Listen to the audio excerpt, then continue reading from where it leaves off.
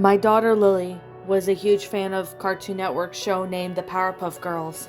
I remember a smile used to curl on my face as I watched her play, how she used to dart about her room, arms stretched out, mimicking the sounds of rushing wind. I was aware of how violent the show was, but I knew my darling was smart and knew not to take such shows seriously into course of her own actions. Again, I was a parent and had to make sure she was looking up to the right people, or things for that matter. It was in 2001, and her birthday wasn't too far, and I really wanted to give her something that she could never forget. A real treasure, something she wouldn't expect. So I took my curiosity of the show off to Amazon.com and eBay. The search results seemed promising. There it was, a trove of children's treasures, but most of the products looked valuable collectibles or were plushies. Honestly, she's got enough of those things. Then I happened to come across an image of a DVD case. The casing had the groovy lava lamp effect in the black and blue, with half of Bubbles' head peeking from the bottom of the case, with her eyes staring out. At the top, the traditional Powerpuff Girls logo was pink and black swerving bold lettering. It even looked like a box art of the Powerpuff Girls Blossom-themed lava lamp. The most weirdest thing is that the Japanese text I could just not read. It translated and said evil spirit. But I was just curious.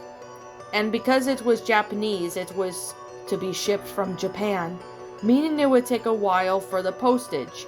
So I emailed the person selling it, who replied with, "There's nothing like it," with no signature. Only selling it for the tenner overall, including the shipping. I took the chance to buy it. But when I was wise to check the thing before giving it to my Lily, after all, I wanted what's best for her. When it arrived, I hid the package in the living room until late at night, when my girl had fallen asleep.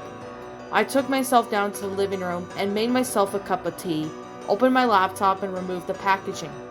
Just as it appeared on the eBay page with no details, just like the imagery, not even a barcode or a hint of credit.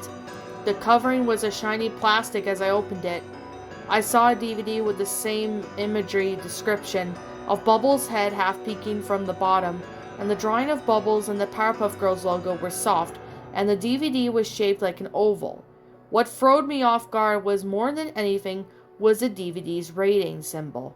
For some strange reason, I thought I received it from Japan, but because it had the BBFC rating of 18. An 18? Well, no way I'm not showing this to my Lily. I checked back to the account on eBay, but the seller's account had been removed. Gone. I was stuck with the damn thing. Damn it. Regarding my own thoughts of the show, I felt like the obligation to judge this thing for myself. How I was supposed to get rid of it without knowing of anything about it. Well, the seller did, and because of my raging curiosity, I should have just bought her a plushie. I was still puzzled by how I managed to give in what happened. A Japanese title from Japan, but it was manufactured in the UK. If they rated the DVD, surely there would be more copies of it around, wouldn't there? I concluded my own pondering and assumed this unique product. Then there was the one thing that had a single copy and perhaps was posted to Japan, as some of the special gift to whoever, the seller himself maybe? I put the disc in my laptop and plugged in the headphones and watched as the set itself up.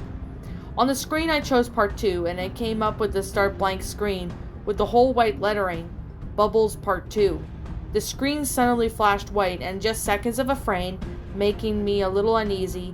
I swore I'd seen something in that single white frame, but it kinda looked like what Lily had seen in the episode the other day, where Bubbles is surrounding with her sister Blossom. With, as I always speak, is a double team. I don't know what the episode was about, but it kinda gave me the creeps. Perhaps an error of some kind? No introduction like any other regular episodes had. It started with the professor. Can't quite remember his name. Utodium or something? Staring out at the night sky in front of his yard. I noticed how it was dead silent. I checked my volume, but it was considerable level. I wasn't having any desire to have it higher. He looked utterly withdrawn from his surroundings. As he stared up at the moon just hanging there, he proceeded to walk into the house and sat himself down in the chair of a line of fire. Everything about him was just pitch black, focusing on him. Something subliminal, like a glitch. A flame flickered in the image of Bubbles. She looked in range, and a dark red surrounding her pupils. Now the gray figures slowly approached the camera with those sickly red eyes just like that.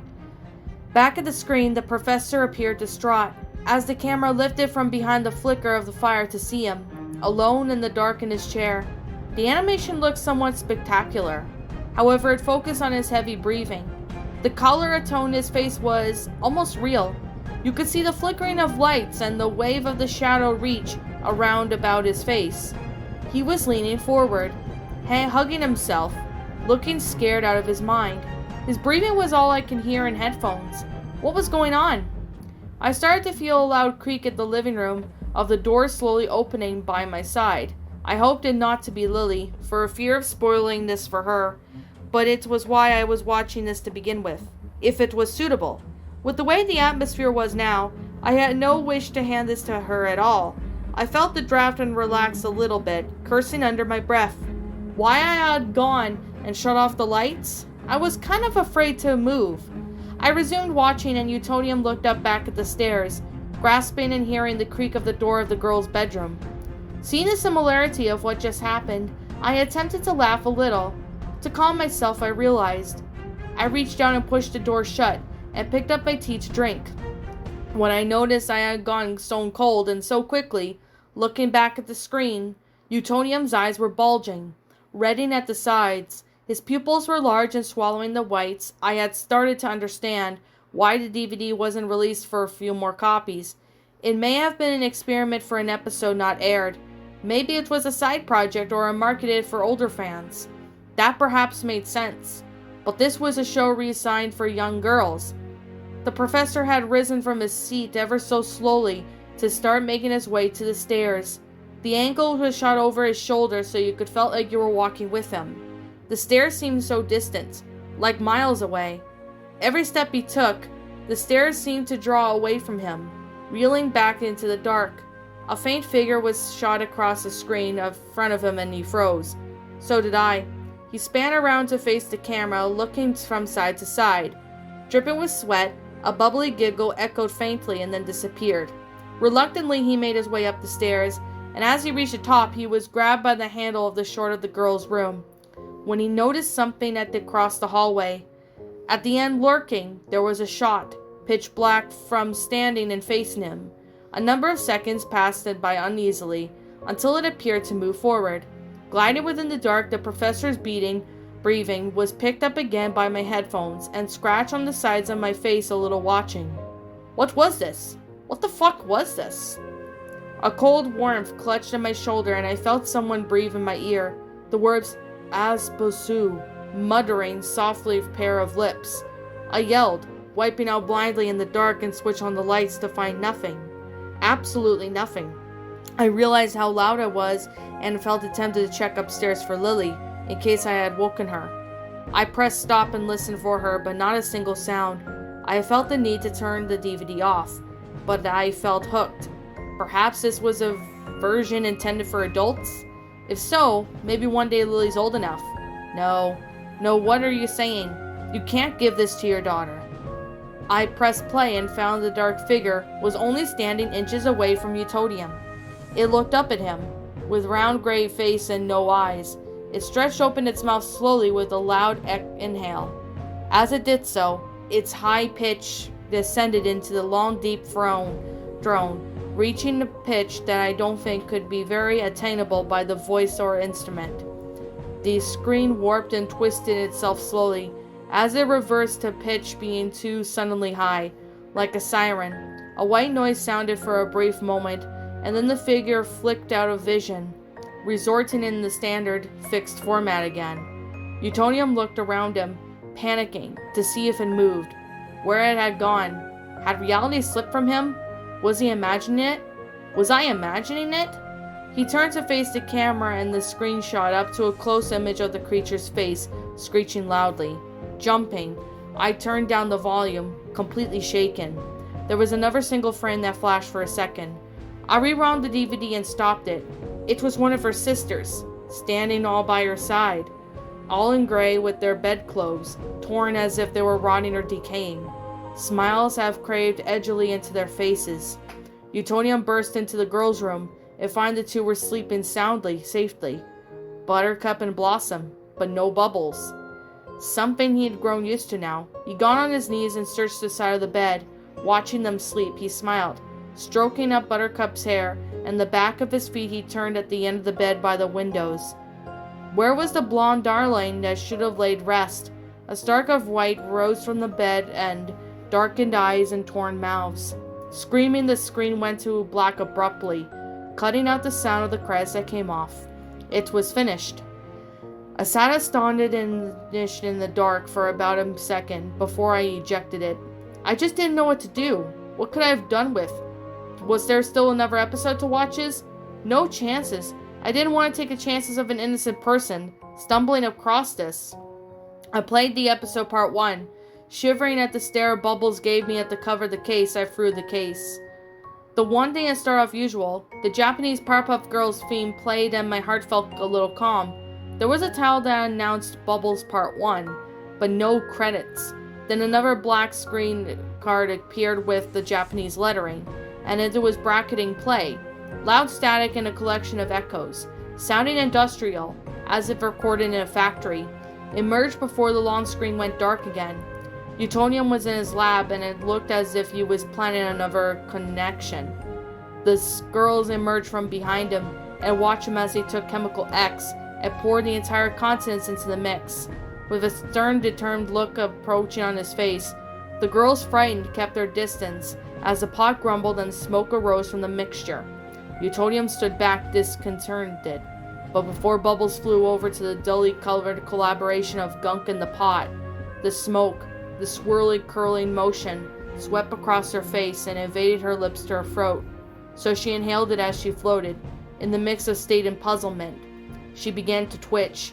The lights in the living room went out, making me jump. I looked about me, stopping the DVD for a moment to make sure. There flickering ominous odd frames and twitches somewhere. Oh my, just like anything I have ever seen.